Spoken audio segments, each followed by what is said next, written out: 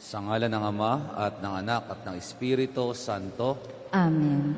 Sumainyo ang Panginoon. At sumainyo rin. Mga kapatid, tayo po ay nagkakatipon ngayon upang ating papurihan ng Diyos na nagdala sa sanlibutan ng liwanag sa pamagitan ng pagkakataong tao ng kanyang anak. Kaya pasalamatan natin ang napakaraming biyaya na ating tinanggap at nawa ito ay magdala sa atin sa pagbabagong buhay, pagsunod sa kanyang anak. Ngayon ay ating aminin ang ating mga kasalanan upang tayo maging marapat gumanap sa banal na pagdiriwang.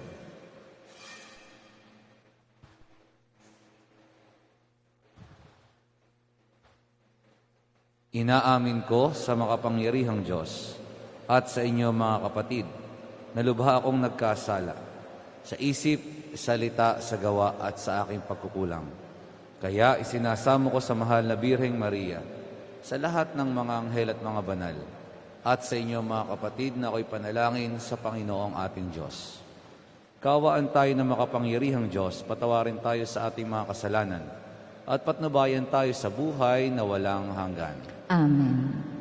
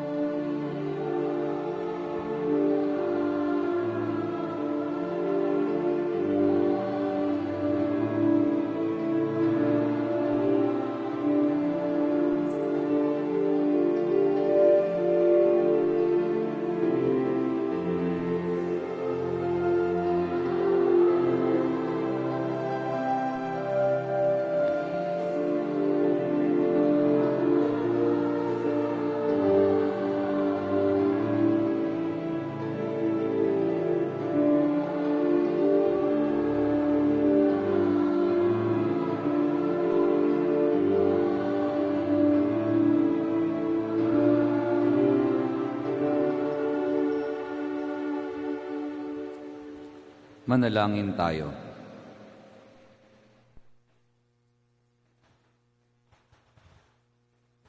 Ama naming makapangyarihan, silaya nawa ng iyong dakilang pag-ibig ang aming kalooban, upang kami ay makabagtas sa dilim ng daigdig at makasapit sa liwanag sa iyong piling, sa pamamagitan ni Jesucristo kasama ng Espiritu Santo, magpasawalang hanggan.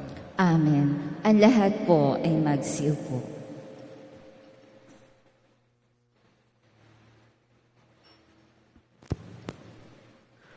Pagbasa mula sa unang sulat ni Apostol San Juan. Minamahal kong mga kapatid, tinatanggap natin ang anumang ating hingin sa Diyos sapagkat sinusunod natin ang Kanyang mga utos at ginagawa ang nakalulugod sa Kanya. Ito ang Kanyang utos. Manalig tayo sa Kanyang anak na si Jesucristo at mag-ibigan gaya ng iniutos ni Kristo sa atin. Ang sumusunod sa mga utos ng Diyos ay mananatili sa Diyos at nananatili naman sa Kanya ang Diyos. At sa pamamagitan ng Espiritong ipinagkaloob niya sa atin, ay nalalaman nating nananatili siya sa atin. Mga minamahal, huwag ninyong paniwalaan agad ang bawat nagsasabing sumasa kanila ang Espiritu. Sa halip ay subukin ninyo upang malaman kung mula sa Diyos ang Espiritong sumasa kanila, sapagkat marami ang bulaang propeta ang lumitaw sa sanlibutan. Ito ang pagkakakilanlan kung sino ang kinaroroonan ng Espiritu ng Diyos. Ang nagpapahayag na si Jesucristo ay naging tao ay siyang kinaroroonan ng Espiritong mula sa Diyos. Subalit ang hindi nagpapahayag ng gayon tungkol kay Jesus ay hindi kinaroroonan ng Espiritong mula sa Diyos. Ang Espiritu ng Antikristo ang nasa Kanya. Nasabi na sa inyong ito'y darating at ngayon nga'y nasa sanlibutan na. Mga anak, kayo'y sa Diyos at pinagtagumpayan ninyo ang mga bulaang propeta, sapagkat ang Espiritong nasa inyo ay makapangyarihan kaysa espiritong nasa makasanlibutan. Sila'y sa sanlibutan, kaya't mula sa sanlibutan ang itinuturo nila, at nakikinig sa kanila ang sanlibutan. Ngunit tayo'y sa Diyos. Ang sino mang kumikilala sa Diyos ay nakikinig sa atin. Ngunit ang hindi nakikinig sa atin, ang sino mang hindi sa Diyos. Sa ganito nga natin nakikilala ang espiritu ng katotohanan at ang espiritu ng kamalian. Ang salita ng Diyos. Salamat sa Diyos. Buong daigdig na ito ay ibibigay ko sa iyo. Buong daigdig na ito ay ibibigay ko sa iyo.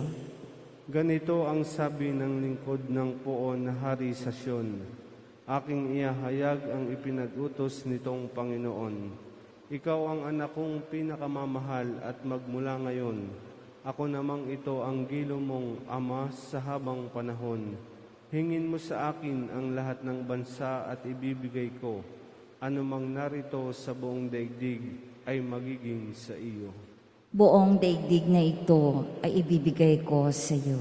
Kayong mga hari at tagapamuno sa lahat ng bansa, mag-ingat kayo at magpakabuti sa pamamahala. Ang Panginoong Diyos inyong pagdingkurat, katakutang lubha. Buong daigdig na ito ay ibibigay ko sa iyo. Ang lahat po ay magstayo bilang pagbubunyi sa mabuting balita ng Panginoon.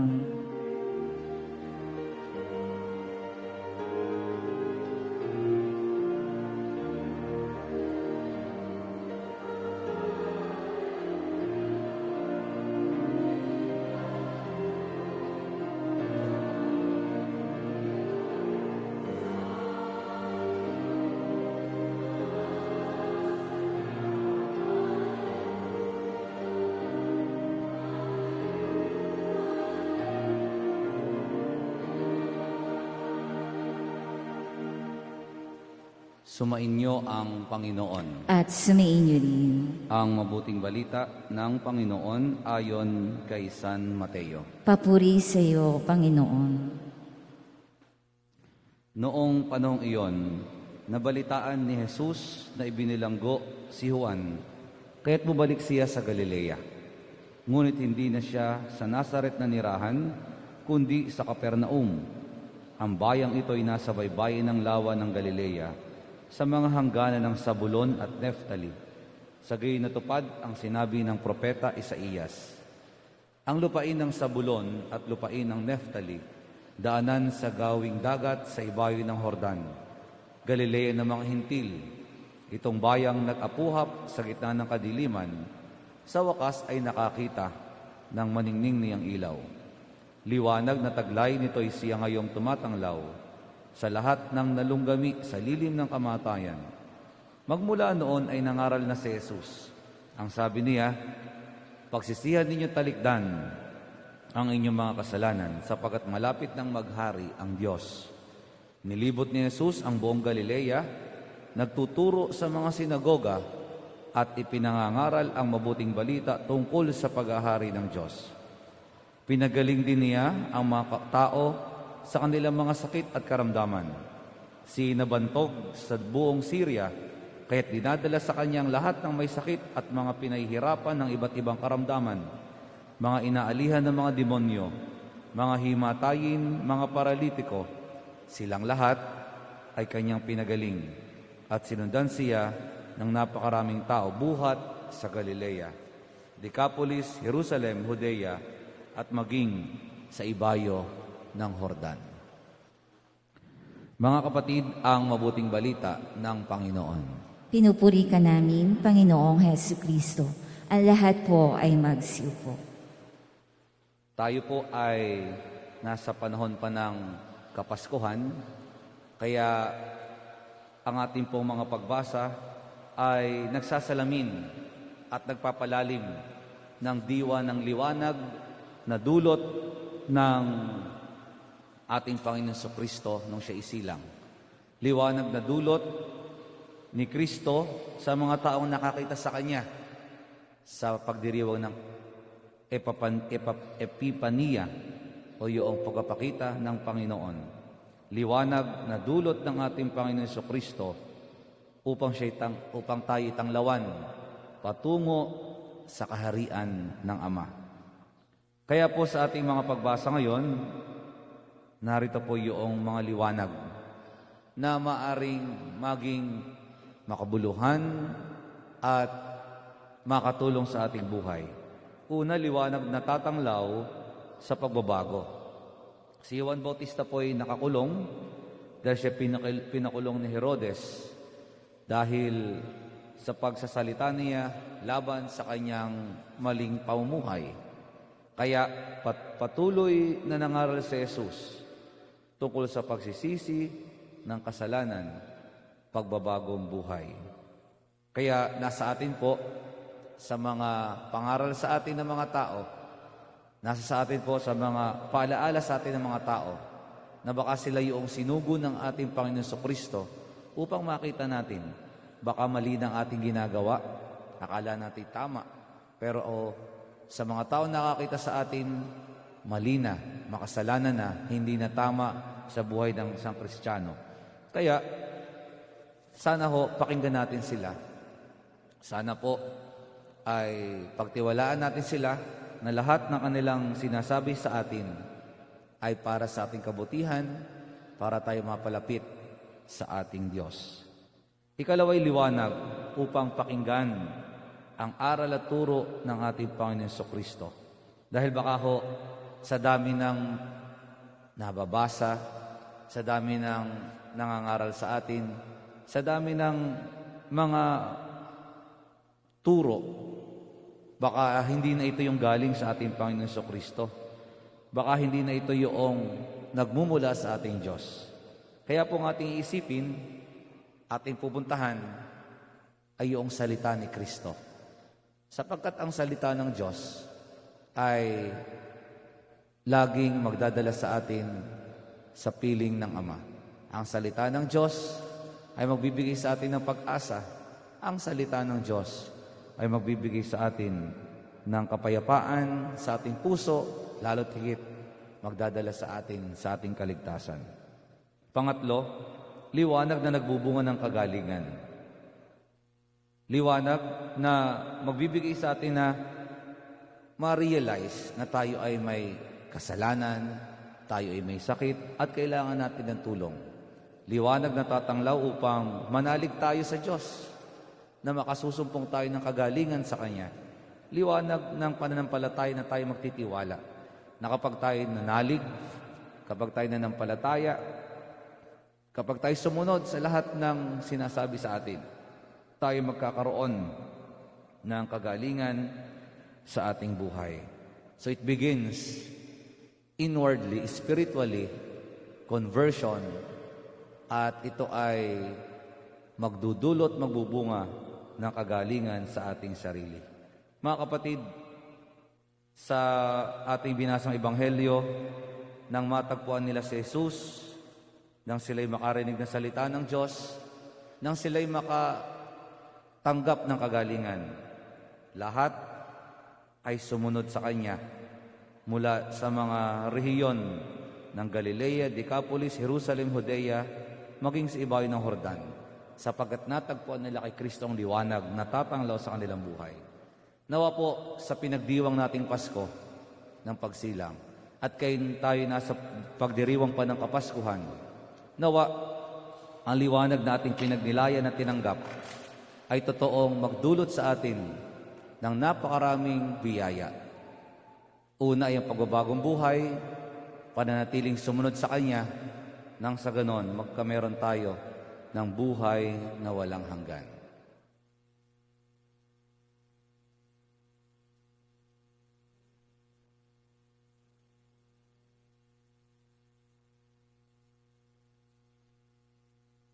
Ang lahat po ay magsitayo para sa panalangin ng bayan.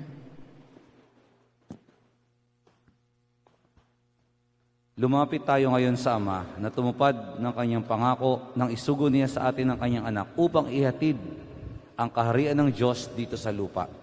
Ang ating pong tugon, Ama ng liwanag, sumikat ka sa amin. Ama ng liwanag, sumikat ka sa amin. Ang Santo Papa, mga obispo at ang kaparian, naway may pahayag sa kanilang salita at gawa ang presensya ng kaharian ng Diyos. Manalangin tayo sa Panginoon. Ama ng liwanag, sumikat ka sa amin. Ang mga pinuno ng pamahalaan, naway magbigay ng liwanag sa mga taong nabubuhay sa dilim sa pamamagitan ng kanilang tapat na paglilingkod sa mga ito. Manalangin tayo sa Panginoon. Ama ng liwanag, sumikat ka sa amin. Atin nawang tanggapin ang presensya ng Diyos sa ating piling sa pamamagitan ng pagmamahalan at pagpapatawad sa isa't isa. Manalangin tayo sa Panginoon. Ama ng liwanag, sumikat ka sa amin. Ang mensahe ng pag-ibig ng Diyos naway patuloy na maramdaman sa buhay ng mga dukha at may sakit sa kabila ng mga paghihirap na kanilang dinaranas. Manalangin tayo sa Panginoon. Ama ng liwanag, sumikat ka sa amin. Ang mga tapat sa Panginoon na yumauna ay makatagpunawa ng walang hanggang kapahingahan. Manalangin tayo sa Panginoon. Ama ng liwanag, sumikat ka sa amin. Diyos na aming Ama, ang pagdating ng iyong anak ay nagbigay sa amin ng liwanag at pag-asa. Gawin mo kaming mga kasangkapan upang ang liwanag na iyon ay sumikat din sa iba sa pamamagitan ng aming salita at gawa. Hinihiling namin ito sa pamamagitan ni Kristong aming Panginoon. Amen. Ang lahat po ay magsiupo.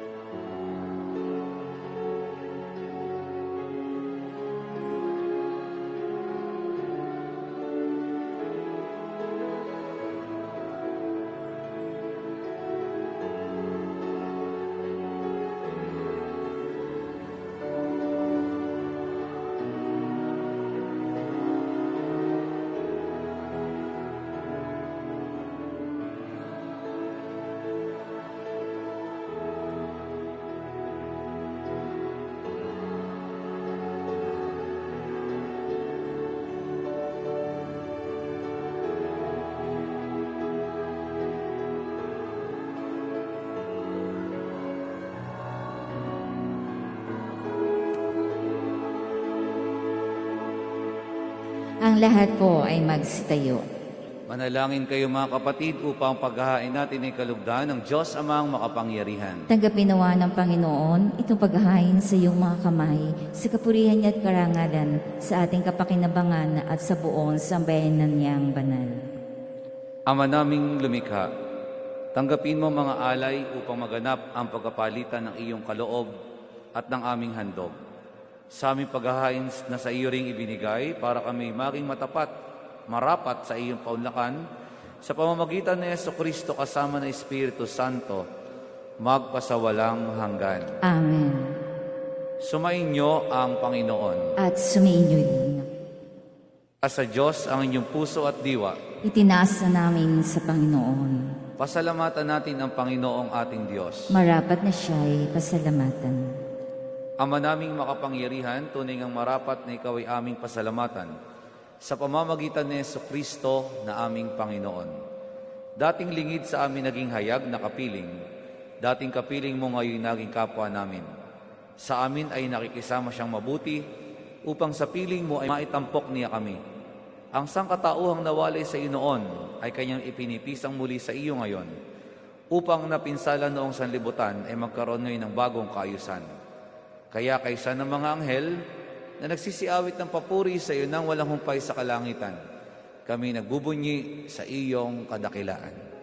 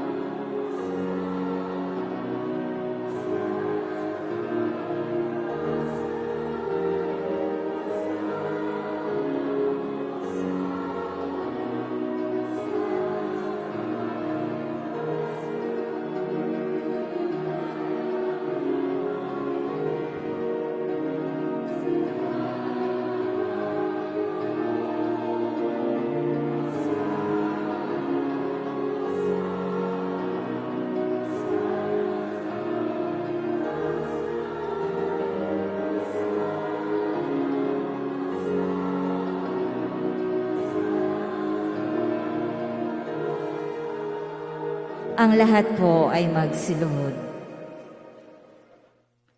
Ama naming banal, ikaw bukal ng tanang kabanalan. Kaya't sa pamagitan ng iyong Espiritu, gawin ng banal ang mga kaloob na ito upang para sa amin maging katawan at dugo ng aming Panginoong Jesucristo. Bago niya pinagtiis ang kusang loob na maging handog, hinawakan niya ang tinapay, pinasalamatan kaniya, pinaghati-hati na iyon, iniabot sa kanyang mga alagad at sinabi, "Tanggapin ninyong lahat ito at kanin. Ito ang aking katawan na ihahandog para sa inyo."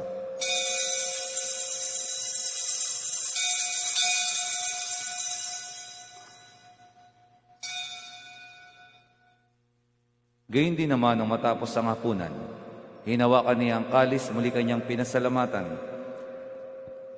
Iniabot niya ang kalis sa kanyang mga alagad at sinabi, "Tanggapin ninyong lahat ito at inumin. Ito ang kalis ng aking dugo ng bago at walang hanggang tipan. Ang aking dugo na ibubuhos para sa iyo at para sa lahat sa kapagpapatawad ng mga kasalanan. Gawin ninyo ito sa pag-alaala sa akin."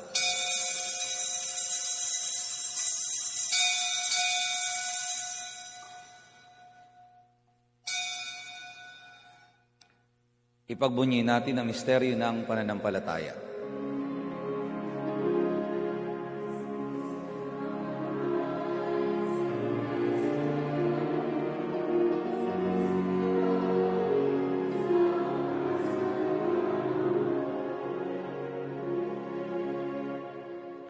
Ama, ginagawa namin ngayon ang pag-alaala sa pagkamatay at muling pagkabuhay ng iyong anak, kaya't iniaalay namin sa iyo ang tinapay na nagbibigay buhay at ang kalis na nagkakaloob ng kaligtasan. Kami nagpapasalamat dahil kami iyong minarapat na tumayo sa harap mo para maglingkod sa iyo. Isinasamo namin kami magsasalo-salo sa katawan at dugo ni Kristo ay mabuklod sa pagkakaisa sa pamamagitan ng Espiritu Santo. Ama, lingapin mo ang iyong simbahang laganap sa buong daigdig. Puspusin mo kami sa pag-ibig kay San Francisco na aming Santo Papa, ni Melray naming Obispo, ni Emilio naming Obispo Emerito at ng Tanang Kaparian. Alalahanin mo rin ang mga kapatid naming nahimlay na may pag-asang sila'y muling mabubuhay kayo hindi ng lahat ng mga pumanaw. Kaawaan mo sila at patuloyin sa iyong kaliwanagan. Kaawaan at pagindapatin kaming lahat na makasalo sa iyong buhay na walang wakas. Kaisa ng mahal na Birheng Maria na ina ng Diyos, ni San Jose na kanyang esposo, kaysa ng mga apostol at ang lahat ng mga banal na namuhay dito sa daigdig ng kalugod-lugod sa iyo, may pagdiwang nawa namin ang pagpupuri sa ikararangal mo sa pamamagitan ng iyong anak na aming Panginoong Hesukristo. Sa pamamagitan ni Kristo kasama niya at sa Kanya, ang lahat ng parangal at papuri ay sa iyo, Diyos amang makapangyarihan kasama ng Espiritu Santo, magpasawalang hanggan.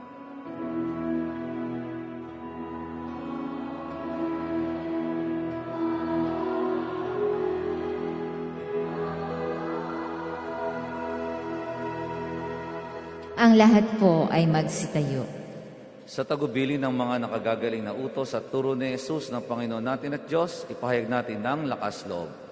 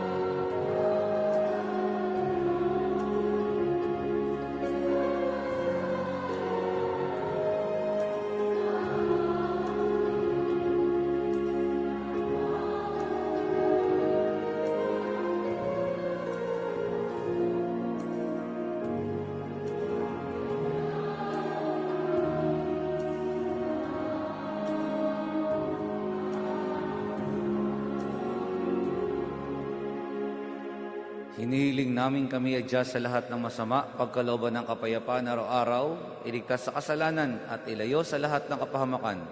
Samantalang aming pinananabigan ng dakilang araw ng pagpapahayag ng tagapagligtas naming Seso Kristo.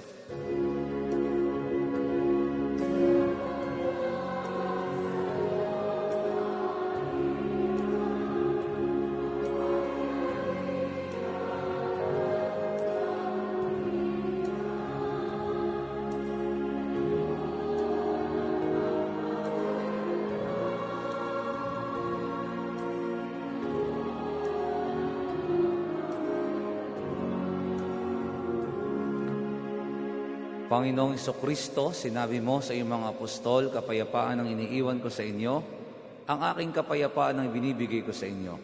Tunghayan mo ang aming pananampalataya at huwag ang aming mga pagkakasala. Pagkalooban mo kami ng kapayapaan at pagkakaisa ayon sa iyong kalooban, kasama na Espiritu Santo magpasawalang hanggan. Amen. Ang kapayapaan ng Panginoon ay laging sumainyo. At sumainyo rin. Magbigayan kayo ng kapayapaan sa isa't isa.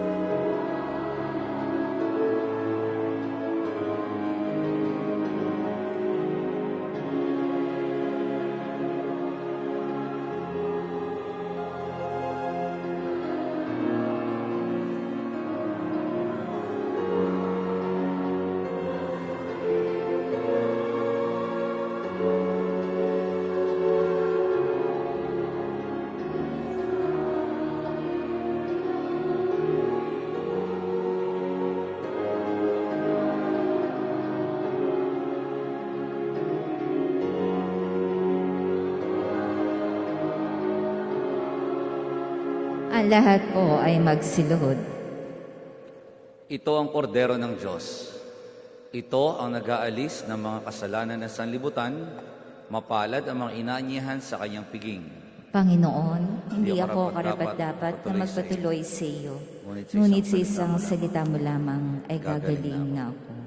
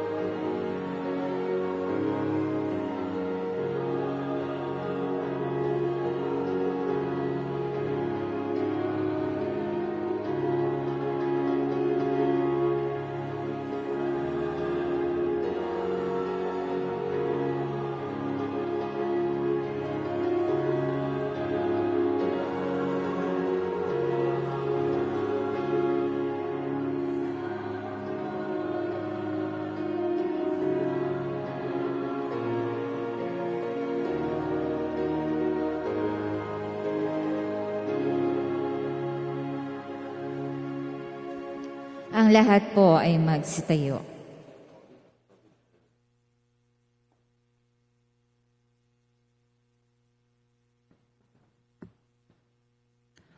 Manalangin tayo. Ama naming mapagmahal, kaming iyong pinapagsalo sa banal na paikinabang ay patatagin ng ganap sa aming paumuhay araw-araw sa pamamagitan ni Jesucristo kasama ng Espiritu Santo, magpasawalang hanggan. Amen.